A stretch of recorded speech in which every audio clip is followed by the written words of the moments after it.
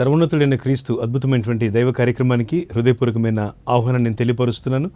ప్రతి వారం ఈ రీతిగా దేవుని యొక్క వాక్యాన్ని మనము ఆయా సమయాల్లో వింటూ మరి ఆత్మీయంగా మీరు బలపడుతున్న విధానాన్ని బట్టి నేను మొదటగా ప్రభువును స్తుతిస్తున్నాను. ప్రేమతో మీ అందరికీ కూడా ఆహ్వానాన్ని తెలియజేస్తున్నాను. రండి దేవుని వాక్యం ధ్యానించుకుందాం. తలలు వంచండి, ప్రార్థన చేసుకుందాం. కనికరం గల ప్రభువా, గొప్ప దేవా, మీకు స్తోత్రాలు. మా జీవితాలలో ఏదైతే నశించిపోయిన స్థితి ఉందో వాటిని మీరు బాగు చేయడానికి ఈ లోకానికి వచ్చారు. మీ రాక ఉద్దేశము ప్రతి మానవుని మీరు బాగు చేయుట, ప్రతి మనుషుల్ని మీ పిల్లలుగా మార్చుట, నిత్యత్వానికి పరలోకానికి అర్హులుగా చేసే మీ ప్రేమకై, మీ దయకై దేవా మీకు హృదయమార స్తోత్రములు చెల్లిస్తున్నాం. ఈ ప్రత్యేక సమయాన్ని ప్రభువా లేఖన భాగాన్ని ధ్యానిస్తుండగా అద్భుతమైన మీ సంగతులు మా హృదయాలు ప్రత్యక్షపరిచి మీ ప్రత్యక్షతలో ముందుకు నడిపించమని యేసు నామమున ప్రార్థించి పొంది ఉన్నాము తండ్రి, ఆమేన్. చాలా సంతోషం. దేవుని వాక్యాన్ని మనం ధ్యానించుకుందాము. లూకాసు వార్త 19వ అధ్యాయము 10వ వచనాన్ని చదువుకుందాం. నశించిన దానిని వెదికి రక్షించుటకు మనుష్య కుమారుడు వచ్చెనని అతనితో చెప్పాను. ఈ సందర్భంలో ఈ అంశం పేరు క్రొత్త అనుభవము అనే మాట మీద మనం దేవుని మాటలు వింటున్నాం. ఏది క్రొత్త అనుభవం అంటే, యెరికో పట్టణము ప్రపంచంలో చాలా పురాతన నగరాల్లో ఒకటి. ప్రస్తుతం ఇశ్రాయేల్ దేశంలో ఉన్నటువంటి ఈ నగరము చాలా సముద్ర మట్టానికి దిగువలో ఉండేటువంటి నగరం. ఈ నగరం ఎలా ఉంటుంది అంటే చాలా పురాతనమైనటువంటి సిటీ అన్నమాట. ప్రపంచంలోని కొన్ని అద్భుతమైనటువంటి పురాతనమైనటువంటి నగరాల్లో ఈ నగరం కూడా ఒకటి. నేను ఆ పట్టణానికి ఇశ్రాయేల్ దేశం సందర్శన భాగంగా వెళ్ళినప్పుడు అక్కడ ఒక బోర్డు నేను చూసినానండి. దాంట్లో ఏం రాసిందని, రాగానే ఆ పట్టణం సిటీ ఎంట్రన్స్లో 10,000 సంవత్సరాల సజీవమైన చరిత్ర కలిగిన నగరంలోనికి మీరు వస్తున్నారు అని అక్కడ రాశారు. దేవుని వాక్యం చాలా వాస్తవికమైన గ్రంథం. యేసుప్రభు యొక్క కార్యములు వాస్తవికమైనవి. మనుషులందరికీ కూడా ఏది శ్రేష్టమైందో, మనుషులందరి కొరకు ఏది అవసరమైందో అది మానవాళికి ఇవ్వడానికే యేసుప్రభు ఈ లోకానికి వచ్చినాడు. నశించిన దానిని వెతికి రక్షించుటకు మనుష్య కుమారుడు ఈ లోకానికి వచ్చాడనేటువంటి మాట యెరికో పట్టణంలోని యేసుప్రభు వారు చెప్పారు. యెరికో అనే మాటకు అర్థము సువాసన గల పట్టణము అని అర్థం. ఆ పట్టణము చాలా సువాసన భరితంగా ఉంది. ఎందుకంటే అక్కడ ఎన్నో రకాలైనటువంటి ఈత చెట్లు, రకరకాలైనటువంటి ఖర్జూరపు చెట్లు ఆ యొక్క పట్టణం నలుదిశలా చాలా ఎక్కువగా ఉన్నాయి. ఆ పట్టణం యొక్క పేరు ఈత చెట్ల నగరం అని కూడా పిలుస్తారు. సువాసన గల నగరం. ఆ పట్టణం చాలా నాగరికతకి, ప్రపంచ చరిత్రలో రాయబడినటువంటి అనేక సంగతులకి ఇది ఒక కేంద్రంగా ఉందని కూడా మనం చూస్తాం. ఇలాంటి పట్టణాన్ని యేసు ప్రభువు వారు దర్శించడానికి వెళ్తున్నారు. ఆయన సంచరించుచు అనే మాట ఈ 19వ అధ్యాయం 1వ వచనంలో మనం చూస్తామండి. ఆయన సంచరించుచు అనే మాట. యేసు ప్రభు సంచరిస్తున్నారు. దేవుని ఆత్మ ఈ ప్రపంచంలో ప్రతి స్థలంలో సంచరిస్తుంది. మానవుడు ఈ లోకానికి వచ్చిన ఆ కొద్ది కాలమే, 33,000 సంవత్సరాల కాలమే యేసు ప్రభు వారు సజీవుడిగా ఈ లోకంలో మనిషిగా ఆయన కొంతకాలం ఈ లోకంలో తన కాలాన్ని ప్రారంభించి, అంటే తన యొక్క జీవితాన్ని మనుషునిగా, సంపూర్ణ మానవత్వాన్ని, సంపూర్ణమైన దైవత్వాన్ని చూపినవాడుగా ఉన్నాడు. యేసుక్రీస్తు ప్రభు మానవుడిగా దిగి వచ్చాడు. అంతకుముందు తండ్రిగా, కుమారుడుగా, పరిశుద్ధాత్మ దేవుడిగా ఉన్నటువంటి దేవుడే ఈ లోకానికి మానవుడిగా ఆయన ఒక శరీరధారిగా దిగి వచ్చినాడు. ఈ ఉద్దేశాన్ని మనం చదివినప్పుడు, గమనించినప్పుడు దేవుని వాక్యంలో యేసు ప్రభు యొక్క ప్రత్యక్షతలు మనకు కనబడుతూ ఉంటాయి. ప్రభు ఒకరోజు యెరికో పట్టణానికి వచ్చినాడు. అక్కడ చాలా రకాలైనటువంటి ప్రజలు ఉన్నారు. నిజమే, ఏ పట్టణంలోనైనా రకరకాల ప్రజలు ఉంటారు. రోమా రాజ్యం యొక్క ఆధీనంలో ఇశ్రాయేల్ దేశం ఆ రోజు ఉందట. అక్కడ సుంకము అనగా పన్ను వసూలు చేయడానికి ఈ రోమా అధికారులు అక్కడ ఉన్నటువంటి వ్యక్తులను కొంతమందిని నియమించుకున్నారు అధికారులుగా. వాళ్ళ పని ఏమిటంటే రోమా రాజ్యానికి చెందవలసినటువంటి ధనాన్ని, పన్నులను వారు వసూలు చేసేటువంటి బాధ్యత వారికి ఉంది. ఇక్కడ జక్కయ్య అనేటువంటి ఒక వ్యక్తి ఆ పట్టణంలో ఉన్నాడు. ఆయన పేరుకు అర్థము పవిత్రుడు లేక నిర్దోషి. ఈ వ్యక్తి పేరులో చాలా పవిత్రత గల మంచి భావన ఆయన పేరులో కనబడుతూ ఉంది. కానీ ఎందుకు ఆయనకు చాలా చెడ్డ పేరు ఉంది? ఎందుకు అంటే ఆయన పన్ను వసూలు చేసేవాడు కనుక చాలా పన్ను తన కొరకు ఆయనకు పెట్టుకొని వాటిలో దొంగిలిస్తూ చాలా రకాలుగా ధనాన్ని చాలా మూటగట్టుకున్నాడు. దాంతోపాటు చెడు పేరు కూడా మూటగట్టుకున్నాడు. ఈ లోకంలో మనిషికి దేవుడిచ్చిన ధనము చాలా చిత్రమైందండి, చాలా ప్రత్యేకమైంది. దేవుడు కొన్ని రకాలైనటువంటి తలాంతులు ఇస్తాడు. వాటిలో ధనము కూడా ఒకటి. వాటిలో కొన్నిసార్లు మంచి గొప్ప విద్య, జ్ఞానం కూడా ఒకటి. కొన్నిసార్లు రకరకాలైనటువంటి ఇతరులకు ఉపకారం చేసేటువంటి తలాంతులు కూడా దేవుడు ఇస్తాడు. కొందరికి దేవుడు రకరకాలైనటువంటి జ్ఞాన సంబంధంగా వివిధమైనటువంటి దేవుడు మరి కృపా వరాలు కూడా దేవుడు ఇస్తాడు. ఇవన్నీ దేవుని వలన కలిగేవే. దేవుని వాక్యం యాకోబు 1:17 అంటుంది, శ్రేష్టమైన ప్రతి వరము కూడా పరసంబంధమైనదై జ్యోతిర్మయుడగు తండ్రి వద్ద నుండి వచ్చును. దేవుడు మనిషికి ఇవన్నీ కూడా ఇవ్వాలని కోరుకుంటాడు. ఎందుకంటే ఆయన మనకు తండ్రి, మనం ఆయన పిల్లలం. మనకు ఆయన అన్ని మంచివే ఇస్తాడు, శ్రేష్టమైనవి ఇస్తాడు, గొప్ప వాటిని ఇస్తాడు. అయితే కొన్నిసార్లు ఇవ్వకపోయినా మనం నిరుత్సాహపడాల్సిన అవసరం లేదు. ఆయన సమయాన్ని బట్టి సమయోచితంగా మనకి ఇస్తాడు. ఒకవేళ ఇవ్వకపోయినా మనం వాటిలో నిరాశపడకుండా ధైర్యంగా ఉండి విశ్వాసం కలిగి ప్రభుని సేవించట అంత్యకాల సంఘంగా మనం చేయాల్సిన పని అండి. అలాగని చెప్పి దేవుడు నీకు ఏమి ఇవ్వడానికి కాదు ఉద్దేశం. ఆయన తప్పగా నీకు ఇస్తాడు. ఆయన ఇవ్వడానికి ఆయనకి ఏం కొదవలేదు. ఆయన తనకు ప్రార్థన చేయి వారందరిలో కృప చూపుటకు దేవుడు ఐశ్వర్యవంతుడై ఉన్నాడని వాక్యం అంటోంది. కనుక ప్రభుకి ఏం కొరత లేదు. ఆయన అన్నీ చేయగలడు, అన్నీ ఇవ్వగలడు. జెరికో పట్టణాన్ని లేక ఎరికో పట్టణాన్ని యేసు ప్రభువారు సందర్శించడానికి కారణం ఏమిటంటే ఆ పట్టణంలో ప్రతి వారిని ఆయన ప్రేమిస్తున్నాడు. పాపంలో ఉన్నవారిని కూడా, పాపులను కూడా ఆయన ప్రేమిస్తున్నాడు. బాగా వినాలి, యేసుక్రీస్తు ప్రభు పాపాన్ని ద్వేషిస్తాడు, పాపిని ప్రేమిస్తాడు. మళ్ళీ చెప్తాను, యేసుక్రీస్తు వారు పాపాన్ని ద్వేషిస్తాడు, పాపిని ప్రేమిస్తాడు. ఆయన ఉద్దేశం ఏమిటంటే పాపిని ప్రేమిస్తాడు. పాపి ఎలాంటి వాడైనా ప్రేమిస్తాడు. ఎందుకంటే ఆ మనిషి తన పాపాన్ని ఒప్పుకొని విడిచిపెట్టాలి. ఆ పాపం నుంచి దూరం అయితే దేవునికి సమీపంగా రాగలుగుతాడు. ఇది చెప్పడానికి యేసు ప్రభు పట్టణంలోనికి వచ్చినాడు. చాలామంది కొరకు రాలేదు, ఒక్కడి కొరకు వస్తున్నాడు. కొన్నిసార్లు చాలామంది రక్షణ పొందాలనుకుంటాం, కానీ దేవుడు కొన్నిసార్లు ఒక వ్యక్తితో కూడా మాట్లాడుతూ ఉంటాడు. ప్రభు మీతో ఈరోజు మాట్లాడుతున్నాడని నేను నమ్ముతున్నాను. ఎందుకనగా ఏది ఉద్దేశం లేకుండా, ఏది దేవుని చిత్తంలో లేకుండా జరగదండి. ఆయన చిత్తంలో మీరున్నారు, మేమున్నాం కనుకే దేవుడి సందర్భాన్ని ఇచ్చి మీతో ఇంటరాక్షన్, ఈ యొక్క సందేశాన్ని మీతో పంచుకోవడానికి ప్రభు సహాయం చేస్తూ ఉన్నారు. ఎరికో పట్టణానికి యేసు ప్రభు రాగానే ఆ పట్టణంలో గుండా ఆయన ప్రవేశించి వెళుతూ ఉంటే ధనవంతుడైనటువంటి ఒక పొట్టి వాడు, అనగా ఒక పొట్టి జక్కయ్య కనబడుతున్నాడు. ఈ పొట్టివాడైనటువంటి జక్కయ్య చాలా డబ్బు సంపాదించిన వాడే కానీ ఫిజికల్గా కొంచెం షార్ట్గా అతను పొట్టివాడుగా ఉన్నాడట. బైబిల్ చెప్తోంది, దేవుని వాక్యం అంటోంది అతను పొట్టివాడుగా ఉన్నాడు కనుక యేసు ప్రభువుని చూడడానికి, ప్రభు దగ్గర రావడానికి ఆయనకు వీలవ్వలేదు. కారణం ఏమిటి అంటే ఈయన పొట్టివాడు కనుక ఆయన ముందు చాలామంది పరిగెత్తు వెళ్ళిపోతుంటే ఆ క్రౌడ్లో ఎక్కడో, ఆ జన సమూహంలో ఎక్కడో దూరంలో ఉండిపోతాడు.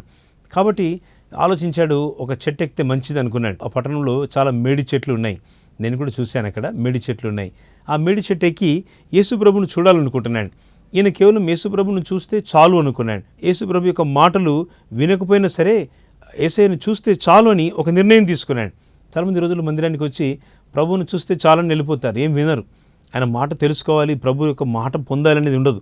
బాప్తిస్వం పొందాలి, రక్షణ పొందాలని ఉండదు. మాకు ఈ కష్టం వచ్చింది, దీనిలో విడుదల కలిగితే చాలు, అంతే. ఇక వారికి వేరే విధమైనటువంటి ఆలోచన ఏమి ఉండదు. దేవుని నమ్ముకోవాలి, రక్షణ పొందాలనే భావం ఏమి ఉండదు.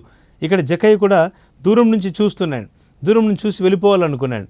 చెట్టు మీదకి ఎక్కి చాలా ఎత్తైనటువంటి చెట్టు మీద నుంచి యేసు ప్రభువును చూడాలని అపేక్ష పడుతున్నాడు. చాలా ఇష్టపడ్డాడు. నిజానికి యేసు ప్రభు వారిని చూసి దూరం నుంచి వెళ్ళిపోవాలనుకుని ఈయన దగ్గరికి ప్రభువే ఆ చెట్టు మీద ఉన్నటువంటి జక్కయ్యను ఎరిగి ఉన్నాడు. ప్రభుకు తెలుసండి ఎవరు ఎక్కడ ఉన్నారో. కొంతమంది జీవితాలు ఈరోజు చాలా ఛిద్రంగా ఉన్నాయి, కష్టంగా ఉన్నాయి, బాధలతో ఉన్నాయి, మరి కన్నీటి అనుభవాల మధ్యలో ఉన్నాయి. ప్రభుకు తెలుసు మీరున్న పరిస్థితి, ప్రభుకు తెలుసు మీరున్న కష్టతరమైన పరిస్థితులు. ప్రభు యేసుక్రీస్తు వారికి తెలుసు మీరు ఎలా విడుదల చేయాలో, ఎలా మీతో మాట్లాడాలో కూడా ఆయనకు తెలుసు అండి. ఎక్కడికో వెళ్ళవలసిన ప్రభు ఆ చెట్టు దగ్గరికే వస్తున్నాడు. బీ స్పెసిఫికల్లీ ప్రభు ప్రత్యేకంగా జక్కయ్యతో మాట్లాడాలని వస్తున్నాడు. ఇది చాలా ఆశ్చర్యం కలిగించే సంగతి. ఎందుకంటే ఆ పట్టణం పెద్దది, చాలా అట్రాక్షన్స్ ఉన్నటువంటి పట్టణం అది, చాలా రకాల పురాతనమైనటువంటి అవశేషాలు ఉన్న పట్టణం అది, ఎంతో చరిత్ర గల పట్టణం అది. ఈ నిన్ను ప్రదేశాలకు ఎక్కడికో ప్రభు వెళ్తాడు అనుకుంటే ప్రభు ఇక్కడ జక్కయ్య ఉన్నటువంటి స్థలానికి వస్తున్నాడు. యేసు ఎవరో అని ఈయన చూసి ప్రభువును దూరం నుంచి చూడాలనుకుంటే ప్రభు ఆ త్రోవని వచ్చి జక్కయ్య ఉన్నటువంటి చెట్టు దగ్గరికి వచ్చి జక్కయ్యను పిలుస్తున్నాడు. జక్కయ్య త్వరగా దిగుము అన్నాడు. ఎంత ఆశ్చర్యం అండి. యేసు ప్రభు వారు ఇక్కడ ఒక క్రొత్త కార్యాన్ని, ఒక క్రొత్త జీవితాన్ని, ఒక క్రొత్త విషయాన్ని ప్రభు ఇక్కడ మాట్లాడడానికి వస్తున్నాడు. ప్రభు ఇక్కడ పేరు పెట్టి పిలుస్తున్నాడు. ప్రభు పేరు పెట్టి మాట్లాడుతున్నాడు. ప్రభు కొన్నిసార్లు పేరు పెట్టి కూడా మాట్లాడతాడు. కొన్నిసార్లు స్పందన లేనప్పుడు, దేవుని సన్నిధిలో సరిగా జవాబు ఇవ్వనప్పుడు, సరిగా వ్యక్తి దేవుని దగ్గర నిద్రలో ఉన్నప్పుడు, ప్రార్థనలు ఉండకుండా దేవుని మాటల్లో సరిగా యోగ్యతగా భయభక్తులు కలిగి పాటించినప్పుడు కొన్నిసార్లు ప్రభు స్పష్టంగా ఆయన పేరు పెట్టి కూడా మాట్లాడతాడు. ఇది కూడా ప్రభు పిలిచే పద్ధతుల్లో ఒకటి. ప్రభు ఇక్కడ పేరు పెట్టి పిలుస్తున్నాడు. జక్కయ్య నువ్వు త్వరగా దిగుము అన్నాడు. నువ్వు త్వరగా దిగు అన్నాడు. పేరు పెట్టి పిలిచేసరికి జక్కయ్యకి చాలా ఆశ్చర్యంగా ఉంది. ప్రభుకు నా పేరు ఎలా తెలుసు? అసలు నా పరిస్థితులు ప్రభుకి ఎలా తెలుసు? నేనున్న స్థితిగతులు, ఇక్కడ ఉన్నటువంటి విషయం ప్రభుకి ఎలా కనబడింది? ఇంతమంది క్రౌడ్లో, ఇంత జనంలో ఉన్నారే, ఇంతమంది వాక్యం వింటున్నారే, ప్రభు ఈరోజు ఈ ఛానల్ ద్వారా నాతో ఎందుకు మాట్లాడుతున్నాడు అని నాతో స్పష్టంగా ఎందుకు సూటిగా చెప్తున్నాడు? అవును, ప్రభుకు మీరు అవసరమై ఉన్నారు. ప్రభు మీతో మాట్లాడడానికి కారణం ఉన్నది. ప్రభు మీరు దర్శించడానికి ఒక ఉద్దేశం ఉన్నది. ఆయన ఉద్దేశం లేకుండా ఏది చేసే దేవుడు కాదు పిల్లారా. ఆయన ఒక ఉద్దేశంతో నీ దగ్గరకు వచ్చినాడు, నిన్ను బాగు చేయటకు వచ్చినాడు. నీ పరిస్థితుల్లో, నీ ఉన్న స్థితిగతులు నేను మార్చటకు వచ్చినాడు. ఒకవేళ స్థితి పాప సంబంధమైనది అయితే, వాటిని ఎవరు మార్చలేనిదైతే యేసుక్రీస్తు ప్రభు వారు ఒకరి దాన్ని మార్చగలరు కనుక ఆయన నీ కొరకు మార్చడానికి ఈ లోకానికి వచ్చినాడు. అందుకే ఈ సందేశాన్ని జక్కయ్య ప్రభు మాట వింటుండగా చాలా ఆశ్చర్యపడ్డాడు. ప్రభుకు నా పేరు ఎలా తెలుసు? ఇంకో మాట ప్రభు అన్నాడు, నేడు నేను నీ ఇంట ఉండవలసి ఉన్నది. నేడు అనే మాట స్పెసిఫికల్లీ, నేడు అనే మాట ఒక స్థిరమైనటువంటి సమయాన్ని, ఈ దినాన్ని సూచిస్తూ ఉంది. విడుదల ఎప్పుడో కాదండి, నేడే, ఈరోజే.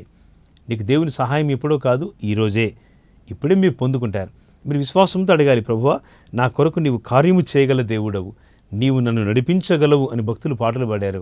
నేను నడవలసిన త్రోవలు నడిపించే దేవుడవు నీవేని భక్తులు పాడారు. ఈరోజు ఆ భక్తి గీతము, ఈరోజు ఆ యొక్క స్తుతి గీతము, ఈరోజు ఆ యొక్క ఆరాధన గీతము నీ గీతముగా మారాలని నేను కోరుతున్నాడు. నీవు నన్ను నడిపించే దేవుడవు ప్రభువా, నేడు నేను నీ ఇంటిలో ఉండవలసినది అంటున్నాడు. ఎంత గొప్ప మాట అండి. ప్రభు జక్కయ్య ఇంటిలోనికి రావాలనుకుంటున్నాడు. ఇవన్నీ వరుసగా వస్తున్న ఆశీర్వాదాలే. అసలు చూడాలనుకుంటే యేసుప్రభు దగ్గరికి వచ్చాడు, ఆయనతో మాట్లాడాలనుకోలేదు కానీ ప్రభువే మాట్లాడుతున్నాడు. మళ్ళీ ఇంకోటి అడిషనల్గా నేను నీ ఇంటికి వస్తానని ప్రభువే స్పష్టంగా చెప్తున్నాడు. ఎంత ఆశ్చర్యం, ఎంత అద్భుతం. ఇవన్నీ కూడా ఆయన కొరకు అపేక్ష గల వారికి కలిగేటువంటి దీవెనలండి. నువ్వు ప్రభు కొరకు ఏమాత్రం కొంత ఆశ కలిగి ఉన్నా ఈ దీవెనలన్నీ నీకు కలుగుతాయండి. దేవుని దగ్గరికి వచ్చిన నీవు ఆయనకు సన్నిధిలో వాక్యం వినిచిండగా, ఆయన సహవాసం మీరు చేస్తూ ఉండగా, మీ బ్రతుకులు, మీ జీవితంలో ప్రభు ఒక విలువైన కార్యాన్ని, ఒక నూతనమైన కార్యాన్ని ప్రభు చేయాలని ఆశపడుతున్నాడు. అందుకే ప్రభు అంటున్నాడు, నేడు నేను నీ ఇంట ఉండవలసినది అన్నాడు. ప్రభు ఈరోజు మీ ఇంట్లో ఉండాలనుకుంటున్నాడు. బహుశా ప్రభు మీ ఇంట్లో నుంచి వెళ్ళిపోయినాడేమో. చాలాసార్లు మీ పరిస్థితులు యేసు ప్రభును ఉండకుండా చేసినవేమో. మీ ఇంట్లో యేసయ్య మీ ఇంట్లో ఉండాలనుకుంటున్నాడు. ఎందుకో ప్రభు మీ మధ్యలో ఉండలేకుండా మీరు ప్రవర్తించినారేమో. ఆయన సన్నిధి మీతో లేదేమో. ప్రవక్తలందరికీ కన్నీళ్లతో ప్రార్థించారు, ప్రభువా మా తిరుగుబాటులు అనేకంగా ఉన్నాయి, నీవే కృపతో జ్ఞాపకం చేసుకో. బ్రహ్మసున్నవాని వలను రక్షింపలేని శూరుని వలె నీవు ఎలా ఉన్నావు ప్రభువా? గుడారం వేసే ప్రయాణిస్తున్న వలె మా గుడారంనకు అవతల నువ్వు ఎలా ఉన్నావు ప్రభు అని భక్తులు కన్నీళ్లతో ప్రార్థన చేశారు. చాలామందికి ఈరోజు తెలియదు ప్రభు లేడని, ప్రభు వారితో లేడని విషయం వారికి తెలియదు. చాలా కుటుంబాల్లో ప్రభు లేడు. చాలా సంఘాల్లో ప్రభు సన్నిధి లేకుండానే ప్రజలు జీవిస్తున్నారు. లోకాశలతో, లోక సంబంధంగా ఆత్మీయత లేని స్థితులు అనేకులు బ్రతుకుతూ ఉన్నారు. ప్రజలారా, ఈ రాకడ దినాల్లో ప్రభు ఈ ఛానల్ ద్వారా ప్రత్యేకించి దేవుని వాక్యం మనతో ప్రభు అందిస్తుండగా సూటిగా ప్రభు చెప్తున్నాడు, నేడు నేను నీ ఇంట ఉండవలసి ఉన్నది అంటున్నాడు. ఎంత శ్రేష్టమైన మాట అండి. ప్రభు మనతో ఉండటం కంటే మనకేం కావాలి చెప్పండి? ఆయన నీతో ఉండడం కంటే నువ్వు ఏది కోరుతున్నావు గొప్పగా? ప్రభు అంటున్నాడు, నేను నీతో ఉంటాను అంటున్నాడు. నీతో ఉండే దేవుడు, నీ కొరకు ఆయన ప్రయాసపడే దేవుడు, నీ కొరకు అన్ని చేయగల దేవుడు నీతో ఉండబోతున్నాడు. ఒకవేళ అది కష్టతరమైనటువంటి ఉద్యోగ పరిస్థితులైనా, నీ జీవితంలో ఎదురవుతున్నటువంటి కన్నీటి పరిస్థితులైనా, అనారోగ్యకరమైనటువంటి పరిస్థితులైనా, ఆరోగ్యం లేని దుఃఖకర పరిస్థితులైనా, కుటుంబంలో సమాధానం లేని పరిస్థితులైనా, ఎన్నెన్నో కోర్టు వివాదాలకు సంబంధించినటువంటి విషయాలైనా, ఇంకేదో వ్యక్తుల వలన కుటుంబంలో తలెత్తున్నటువంటి ఆస్తిపరమైన, కుటుంబపరమైన వివాదాలైనా, ఏది ఏమైనా ప్రభు నీతో ఉంటే చాలు. ఈ మాట చెప్పండి, ప్రభువా నీవు నాతో ఉంటే చాలయ్యా, నీ సన్నిధి నాకు చాలు, నీవు నాతో ఉండగలిగితే చాలు, అంతకుమించి నేను కోరుకోవట్లేదు. జక్కయ్యకి ఇంకా ఆనందం, త్వరగా దిగాడు. చెట్టు మీద నుంచి మెల్లగా దిగమంటాం ఎవరైనా మనం చెప్పేటప్పుడు, బాబు మెల్లగా దిగు అని చెప్తాం. కానీ ప్రభు అంటున్నాడు, త్వరగా దిగు, ఆలస్యం చేయొద్దు. రక్షణలో, ప్రార్థనలో, విశ్వాసంలో, నమ్మికలో, సాక్ష్యంలో ప్రభువుకు సాగిపోయే సమర్పణ జీవితంలో ఆలస్యం ఉండకూడదండి. Be quick to come. చాలా త్వరపడి నువ్వు రావాల్సిన విషయానికి ప్రభు గుర్తు చేస్తున్నారు. నువ్వు త్వరగా దిగుమన్నాడు. ఎంత ఆశ్చర్యం. ప్రభు దిగుమనగానే త్వరగా దిగాడు. ఈయన ఆలస్యం చేయలేదు. ఆయన త్వరగా దిగి, మరి లూకాసు వార్త 19:6 చెబుతుంది, అతడు త్వరగా దిగి సంతోషముతో ఆయనను చేర్చుకొనేను. ప్రభువును చేర్చుకున్నాడు. ప్రభువును చేర్చుకోవడానికి జక్కయ్య ఇష్టపడ్డాడు. ముందుగా ప్రభువే జక్కయ్యను చేర్చుకున్నాడు తన లిస్టులో. ఇప్పుడు జక్కయ్య ప్రభువును సంపూర్ణంగా చేర్చుకున్నాడు. చేర్చుకోవడం అంటే చాలా పద్ధతి, డిఫరెంట్ అనమాట. అంటే యూదుల యొక్క పద్ధతులలో అతిథిని గౌరవించే పద్ధతులు చాలా డిఫరెంట్గా ఉంటాయి. పాదాలు కడగడం కానివ్వచ్చు, అంతేకాదు గౌరవించి తల మీద సువాసన ఫ్రాగ్రెన్స్ సెంటు చల్లడం కావచ్చు, వారిని ఉచితమైన సింహాసనం మీద లేక ఒక మంచి చైర్ పైన, ఈయన ధనవంతుడు కనుక చాలా మంచి సోఫాలాగా మంచి సీట్లో కూర్చోబెట్టడం కావచ్చు, అక్కడ అందరినీ కూర్చోబెట్టి వారికి కావాల్సిన అతిథి సత్కారాలు, మర్యాదలు చేయడం కావచ్చు, ఇవన్నీ కూడా జక్కయ్య ఇష్టపడ్డాడు. ఎందుకని ప్రభు కొరకు కొంత ప్రయాసపడాలి. ఈరోజు చాలా చోట్ల ప్రభు కొరకు ప్రయాసం లేదు. మందిరానికి వచ్చి వెళ్తారు కానీ సంఘంలో సేవకుని పిలిచేప్పుడు ఒక ప్రార్థన పెట్టుకోరు. ఇంట్లో ప్రార్థన జరగ కొందరు కుటుంబాలు చాలా వారాలు కాదు నెలల కాలం అయిపోతుంది, కొంతమందికి సంవత్సరం కూడా అయిపోతుంది. ఏ ప్రార్థన కూడికి ఉండదు. ఇంట్లో దేవుని సేవకులు వచ్చి ప్రార్థన చేయడం కూడా ఉండదు. దేవుని సేవకులు అలాగే పరిశుద్ధులు, పరిచారకులు వచ్చి దేవుని తరపున వారు ప్రార్థన చేయడం కుటుంబం కొరకు చాలా కుటుంబాల్లో లేదండి. ఇది ఒక రకంగా ఆత్మీయమైనటువంటి ఒక తప్పుడు సంకేతమే. ఆత్మీయత లేని పరిస్థితులే. నీ ఇంట్లో రక్షణ సునాదం ఉండాలండి. నీతిమంతుల గుడారంలో రక్షణ సునాదం ఉండాలి. ఎందుకు ఆ సునాదం తప్పిపోయింది జక్కయ్యలో? ఆయనలో ధనం ఒకటే ప్రధానం అయిపోయింది. ధనము తప్ప ఇంకా జక్కయ్య జ్ఞాపకం ఉండేటువంటి విషయాలు ఏవీ లేవు. జక్కయ్య మనసులో ఏ పనుల నుంచి ఎంత సంపాదించాలి, ఎంత వెనకేసుకోవాలి, ఎంత మూట కట్టుకోవాలి, వీటి మీదనే ఆశ ఉంది. ఈరోజు సంఘాల్లో కూడా ఇదే పరిస్థితులు. నమ్మి రక్షణ పొంది బాప్తీసం పొంది దైవ కార్యముల కొరకు, దేవుని ఇంటి కొరకు, దేవుని రాజ్యం కొరకు ప్రయాసపడే ఆశ బహుస్వల్పం. ఎంతసేపు వాళ్ళ గురించి ఆలోచన, వాళ్ళ గోలనే. దేవుని మందిరానికి వచ్చిన వాళ్ళ గురించిన ఆశనే. ఏం చేయాలి, వచ్చే తరానికి ఏం సంపాదించాలని ఆశనే. వద్దని కాదు ప్రభు చెప్పేది, కానీ నీ జీవితంలో ప్రభువుకు స్థానం ఉండాలి. జక్కయ్య జీవితంలో అది మిస్ అయింది. ప్రభు అది సరిచేయడానికి జక్కయ్య ఇంటికి వచ్చినాడు, పాపిని చేర్చుకున్నాడు. కనుకే ఆ జక్కయ్య మనసంతా మారిపోయింది. ఇక రాగానే ప్రభువును చేర్చుకున్న తర్వాత జక్కయ్య భాష కూడా మారింది. జక్కయ్య లేచి నిలబడి అంటున్నాడు, ఏమని? ఆ వచనం మీరు చూడాలని కోరుతున్నాను. మరి లూకాసు వార్త 19:8 జక్కయ్య నిలబడి, ఇదిగో ప్రభువా, నా ఆస్తిలో సగము బీదలకు ఇచ్చుచున్నాను. నేను ఎవని యొద్దనైనను అన్యాయముగా దేనిని నేను తీసుకునేలా అతనికి 4 మరలా చెల్లించునని ప్రభువుతో చెప్పాను. ఎంత ఆశ్చర్యం అండి! యేసయ్య వాక్యం చెప్పనే లేదు, ఇంక యేసయ్య ఉపదేశం ప్రారంభించనే లేదు. మాట్లాడుతున్నాడు జక్కయ్య, నిలబడి చెప్తున్నాడు, ఇదిగో ప్రభువా అంటున్నాడు. అంతకుముందు ప్రభు అని అనుకోలేదు ఆయన. ఆయన ఒక బాగు చేసే మనిషి, లోకానికి వచ్చినటువంటి ఒక మంచి గొప్ప వ్యక్తి, ఇలా అనుకొని ఉంటాడు. ఇప్పుడు now is recognising has is Lord, ప్రభువుగా గుర్చొస్తున్నాడు. నీ రక్షకుని ప్రభువుగా కూడా నువ్వు చూడాలి. ఈయన పేరు నజరేయుడైన యేసుక్రీస్తు ప్రభు అండి. స్తోత్రం, హల్లెలూయా. ఈ రక్షకుడిగా మాత్రమే కాదు, ప్రభువుగా చూడాలి. ప్రభు అనగా యజమానుడు, ఈజ్ ద మాస్టర్. అండ్ నీకు యజమానిగా ఉండాలి. నీ కుటుంబంలో, నీ పనుల్లో, నీ బాధ్యతల్లో, నీ ఆరాధనలో, నీ సాక్ష్యములు, నీ సమర్పణలో నీకు ప్రభువు ఉన్నాడు. ప్రభు కింద మనం ఉన్నాం. మన ప్రభువు ఉన్నాడు. ఆయన చూసుకునే దేవుడు. ఆయన ప్రభుత్వం ఉంది, ఆయన రాజ్యం ఉన్నది. అందుకే ఇప్పుడు జక్కయ్య రోమరాజ్యం యొక్క శాసనాలను, రోమరాజ్యం యొక్క అధికారాన్ని, రోమరాజ్యం యొక్క గొప్పతనాన్ని బట్టి ఆయన ఏదో ఆలోచించడం లేదు. కానీ రాజులకు రాజు అయిన, ప్రభువులకు ప్రభు అయిన ప్రభు తన ఇంటికి వస్తానంటే ఎంత సంతోషంతో చేర్చుకున్నాడో. ఇక ప్రభువును కూర్చోబెట్టుకున్నాడు. ముందుగా తానే మాట్లాడుతున్నాడు, ప్రభువా, నా ఆస్తిలో సగం బీదలకు ఇస్తున్నాను. ఎంత మంచి పశ్చాత్తాపం అండి! చాలా ఆస్తిపరుడైన పట్టణంలో, అంత పెద్ద యాన్షియంట్ నగరంలో, చాలా పురాతనమైన నగరంలో పేరు పొందినటువంటి మనిషి, రోమరాజ్యం యొక్క అధికారి, ఈరోజు మారుమనసు పొంది దేవుని దగ్గర ఆయన కనులార ప్రభుని చూడగానే ఆయనకున్న ఆస్తి సంపదలు, ఆ భూషాణంలో దాచిపెట్టినటువంటి, లేక ఆ ఇనిపెట్టెల్లో దాచిపెట్టినటువంటి బంగారము, వస్తువులు, లేక ధనము, డబ్బు, అవన్నీ కూడా ఆయనకి ఏం గొప్ప కనబడలేదు, ఎక్సెప్ట్ యేసయ్య సన్నిధి తప్ప. ఆయన కనులార చూసిన తర్వాత వెంటనే నిర్ణయం తీసుకున్నాడు, ప్రభువా, నా ఆస్తిలో సగం బీదలకు ఇస్తున్నాను. చాలా పెద్ద స్టేట్మెంట్ అండి ఇది. దీని కొంత మీరు ఆలోచన చేయండి. ఆయన అన్నమాట ఎంత పెద్ద మాటో. ఆయన దేవుని ముందు చెప్తున్నాడు సాక్షాత్తు, ఇక నాకు ఈ ఆస్తితో పెద్దగా పని లేదు. ఎందుకో తెలుసా? నా ప్రభువుని నేను చేర్చుకున్నాను, నా ప్రభువుని నన్ను చేర్చుకున్నాడు. ఇక ఈ ప్రాపంచికమైన చింత, వేదన, ఈ ప్రాపంచికమైన ధన వ్యామోహము నన్నేమీ చేయలేదు. వీటితో నేను సాగిపోవడం కంటే నా ప్రభుతో సాగిపోవడం మేలు. ఎంత మంచి తీర్మానము కదా! ఈ లోకంలో మనం ఏది కలిగి ఉన్నాం, మనం వాటి కేవలము ధర్మకర్తలమే, వాటిని కేవలం మనం పరిపాలించవలసిన వారమే. మనకు ఉన్నటువంటి వస్తు వాహనాలు ఇవేవి గొప్పవి కాదు, పరలోకాన్ని తీసుకెళ్లేవి కాదు. మనం వాటికి మంచి గృహ నిర్వాహకుల వల్లే మనం పనిచేయాలి. మన ఇల్లు, మన కుటుంబాలు, మనకు దేవుడిచ్చిన స్వాస్థ్యము ఏదైనా ఆయన కొరకు ఉపయోగపరుచుటలో ఒక మంచి విశ్వాసపు అనుభవాన్ని మనం చూపాలని, వాటికి మంచి గృహ నిర్వాహకులు పనిచేయాలని ప్రభు మనకు జ్ఞాపకం చేస్తున్నాడు. ఇంకో మాట అన్నాడు, నేను ఎవని వద్ద ఏమైనా అన్యాయంగా తీసుకుంటే 4 మరలా చెల్లిస్తాను, 4 times. నేను అప్పటికే చాలామంది అన్యాయంగా తీసుకొని అవన్నీ కూడబెట్టుకున్నాడు అందరూ అంటున్నారు పట్టణంలో. అందుకే ఆయన పాపి అయిన మనుషుల దగ్గర ఎలాగెళ్ళాడు యేసు ప్రభు బస్ చేయడానికి అని పై వచ్చిన అంటున్నారు కదా అక్కడ పరిసయ్యులు. చాలా తిరస్కారముల మధ్య, దూషణల మధ్య జక్కయ్యకి ఎందుకో చాలా గొప్ప సంతోషం కలిగింది. ఎందుకంటే ఈ ఆస్తి కంటే, ధనం కంటే యేసువే నాకు ముఖ్యం, ప్రభువే నాకు ముఖ్యం. ఎంత మంచి ఆరాధన కదండి! ప్రభు మీ హృదయాల్లో ఆయన మీరు చేర్చుకున్న తర్వాత మీ మనసు ఆరాధన మనస్సుగా ఉందా? ప్రభు ఎడల మీరు ఆరాధిస్తున్నారా? నిజంగా పాటలు పాడుతున్నారా? ఆరాధన సావాసం కలిగి ఉన్నారా? మీ మందిరంలో మీ ఆరాధన ప్రార్థన సమయాల్లో మీరు దేవుని ఇంట్లో ప్రార్థన చేయగలుగుతున్నారా? లేక పక్కన వాళ్ళని మీరే ప్రోత్సహించి మీరే ప్రార్థన చేయని చెప్పి మీరు ఇంటికి వెళ్ళిపోతున్నారా? వర్షిప్లో ఆరాధన ఉండకుండా ఉంటున్నారా? చూడండి జక్కయ్యని ఎంత గొప్ప మార్పు, జక్కయ్యలో ఎంత మార్పు వచ్చిందో, ఎంత పశ్చాత్తాపం కలిగిందో. ఎవరి యొద్ద ఏమైనా అన్యాయంగా తీసుకుంటే దానికి 4 చెల్లిస్తానంటున్నాడు, 4 times, 4 పశ్చాత్తాపం. ఈ ప్రత్యేక సమయాన దేవుని దాసునిగా మీకు జ్ఞాపకం చేస్తున్నాను, ఈ పశ్చాత్తాపాన్ని మీరు కూడా పొందాలి. ఈ పశ్చాత్తాపం లేని చోట దేవుని కార్యాలు ఉండవు. దేవుని దగ్గర పశ్చాత్తాపడితే ఎంత మంచిదో, ప్రభు దగ్గర నీ పాపం ఒప్పుకోగలిగితే ఎంత మంచిదో, నీవు రక్షణ పొందగలిగితే జక్కయ్య వలె నీకు ప్రభు యేసుక్రీస్తు వారు రక్షకుడిగా మాత్రమే కాదు ప్రభువుగా ఉంటాడు, అని నడిపిస్తాడు.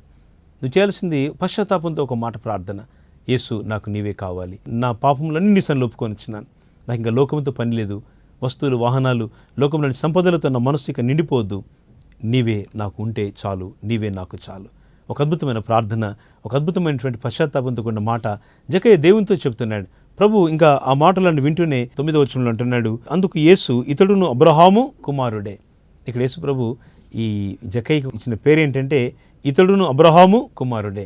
ఒక నీతిమంతుణ్ణి, ఒక పరిశుద్ధుణ్ణి, పురాతన కాలం నుండి ఒక గొప్ప వ్యక్తిని ప్రభు ఇక్కడ కొత్త నిబంధనలో ఎండర్స్ చేస్తున్నాడు, జ్ఞాపకం చేస్తున్నాడు, రిమెంబర్గా ప్రభు వాటిని గుర్తు చేస్తున్నాడు. ఇతడు అబ్రహాము కుమారుడే. అబ్రహాం ఎంత గొప్పవాడు, అసలు ఈ జక్కయ్య ఎంత తక్కువ స్థాయిగా ఉన్న వ్యక్తి. ఆత్మీయంగా డబ్బుంది, ఆస్తుంది, పరపతుంది, కానీ దేవుని దగ్గర ఉండవలసినటువంటి, సమాజం ఉండవలసినటువంటి గౌరవం మరి ఆత్మ సంబంధంగా లేని వ్యక్తి. ఇలాంటి వ్యక్తి దేవుని దగ్గరికి వచ్చి బహు వినయంతో, పశ్చాత్తాపంతో మాట్లాడుతుంటే ప్రభు అతన్ని అంగీకరిస్తున్నాడు. జక్కయ్య ఆయన్ని చూడు అని చెప్పి అక్కడ అందరి మధ్య ప్రభు అంటున్నాడు, ఇతడును అబ్రహాము కుమారుడే అంటున్నాడు. ఇతడు ఇప్పుడు అబ్రహాము కుమారుడైపోయాడు. పశ్చాత్తాపం వలన దేవుని కుమారుడైపోయినాడు. అందుకే బైబిల్ అంటుంది, తను ఎందరు అంగీకరించారో వారికి అందరికీ, అనగా తన నామమునందు విశ్వాసం ఉంచిన వారికి దేవుని పిల్లలగుటకు ఆయన అధికారం అనుగ్రహించాడు. యోహాను సువార్త 1:12, 1:14 చూస్తున్నాము. ఆ వాక్యము శరీరధారి, కృపాసత్య సంపూర్ణుడుగా మన మీద నివాసము చేస్తున్నది. ఆ గొప్ప దేవుడే మనతో మాట్లాడుతున్నాడు. అబ్రహాము కుమారుడే అని ఈ యొక్క జక్కయ్యను ప్రభు పిలిచి, నిర్దోషి అనే పేరుంది, జీవితం అంతా అపరాధములతో నింపబడింది, అతని పేరులో పవిత్రత ఉంది. అసలు పవిత్రత అనే మాట మచ్చు కూడా అతని జీవితంలో లేదు. సువాసన గల పట్టణమే కానీ పట్టణమంతా కూడా దేవునికి విరోధమైనటువంటి పాపముతో, అపరాధములతో నిండిపోయింది. ఇలాంటి స్థలాన్ని, ప్రదేశాన్ని ప్రభు దర్శిస్తూ పవిత్రులుగా చేస్తున్నాడు, పరిశుద్ధపరుస్తున్నాడు. యేసు రక్తం ప్రతి మానవుని పరిశుద్ధపరుస్తుందండి. ఈ లోకంలో ప్రతి మానవుని చెందవలసిన ఈ యొక్క మరి పరలోకాన్ని దేవుడు ఇవ్వాలనుకున్న ఆ నిత్యరాజ్యాన్ని, ఆ నిత్యరాజ్య ప్రవేశాన్ని మనిషి పొందలేకుండా ఉంటే, అందుకే ప్రభు నశించిపోయిన దానిని 10వ వచనంలో చూస్తున్నాము. వెదికి రక్షించుటకు మనుష్య కుమారుడు వచ్చనని అతనితో చెప్పాను. నశించిపోయిన మానవ జీవితాన్ని, ఏమాత్రం కూడా విలువలేని, అర్హత లేని, ఏమాత్రం కూడా మనిషి బాగుపడలేని స్థితిలో దేవుడే ఈ లోకానికి వచ్చి నశించిపోయిన మానవాళిని వెదికి రక్షించడానికి, మానవ జీవితాన్ని శుద్ధి చేయడానికి, ప్రతి మనుషునికి విమోచనకర్తగా యేసు ఈ లోకానికి వచ్చినాడు. ఎంత గొప్ప సంతోషం ఇది. జక్కయ్యే కాదు, అక్కడ వాళ్ళందరికీ కూడా ఆనందమే. ఈరోజు వారే కాదు, మనందరికీ ఆనందమే. అందుకే ఈ సువార్త ప్రపంచం అంతటికి దేవుడిస్తున్నాడు. ఈ ఛానల్ ద్వారా మరి పరిశుద్ధుల యొక్క ప్రయాసం వలన, శుభవార్త ఛానల్ ద్వారా వాక్యాన్ని వింటుండగా మన హృదయపూర్వకంగా దేవుని సన్నిధిలో గొప్ప మాటలు మనం ఆలకిస్తుండగా, మన హృదయములను తెరచి, మన మనస్సును తెరిచి యేసుక్రీస్తు ప్రభు యొక్క సువార్తను మనం అంగీకరించాలి. ఆ సువార్త ఏమిటంటే, ఇది నశించిపోతున్న ప్రజలకి వెలుగునివ్వడానికి, జీవాన్ని ఇవ్వడానికి, మానవాళి అంతటికి కూడా దేవుడు గొప్ప సువార్తని ఇచ్చినాడు. ఏమిటో తెలుసా? గొప్ప దేవుడు యేసు మానవుడికి లోకానికి దిగి వచ్చినాడు. సంపూర్ణ దైవత్వాన్ని, సంపూర్ణ మానవత్వాన్ని ఆయన చూపినాడు. ఒక హ్యూమెన్గా, గొప్ప దేవుడుగా మానవుడికి లోకములో ఆయన కనబడి, ఆయన ఎలాంటి పాపము లేని జీవితాన్ని జీవించినాడు, పరిశుద్ధ జీవితాన్ని జీవించినాడు. నేను పరిశుద్ధులను గనక మీరును పరిశుద్ధులై ఉండుడి అని ప్రభు చెప్పినాడు. ఎంత గొప్ప ప్రేమను కదా! ఈ ప్రేమ క్రియాపూర్వకంగా ప్రతి మానవాళికి ఇవ్వడానికి యేసు సశరీరుడుగా ప్రత్యక్షమైనాడు.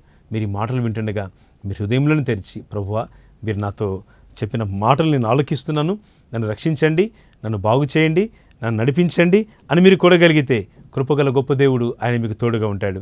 ఆయన పైన మీ మనస్సు ఆనుకుంటే, యెషయా గ్రంథం 26:3 వచనం చెప్తుంది, ఎవని మనస్సు నీ మీద ఆనుకొనునో వాని నీవు పూర్ణ శాంతి గలవానిగా కాపాడుదు అంటాడు. నీవు పూర్ణ శాంతి పొందాలంటే నీ మనస్సు దేవుని మీద ఆనుకోవాలండి. వ్యాపారంలో, లేక కుటుంబంలో, జీవితంలో, ఉద్యోగంలో, నీ పనుల్లో ఎక్కడ నష్టపోయి ఉన్నావో, ఎక్కడ నీ జీవితంలో అశాంతి ప్రబలిందో, ఈరోజు ప్రభు అంటున్నాడు, నీ మనసు బిడ్డ నా మీద ఆనుకొని చేయి. నీ మనసు ప్రభు మీద ఆనుకొని చేయండి. మీ పరిస్థితులన్నీ ప్రభుత్వం చెప్పుకోండి. ఆయన మీ పరిస్థితులన్నీ మార్చగలడు. తుఫానులో కూడా క్షేమాన్ని ఇచ్చే దేవుడు నీకు ఉన్నాడు. క్షామములో క్షేమాన్ని దేవుడు నీతో ఉన్నాడు. అందుకే ప్రభు అంటున్నాడు, నశించిన దానిని వెదికి రక్షించుటకు మనుష్య కుమారుడు వచ్చను అని ప్రభు చెప్తున్నాడు. ఆయన ఎందుకు వచ్చాడు యేసు ప్రభు ఈ లోకానికి? ఆయన రావాల్సిన ఉద్దేశం ఏమిటి? ఆయన రావడానికి గల కారణం ఏమిటి?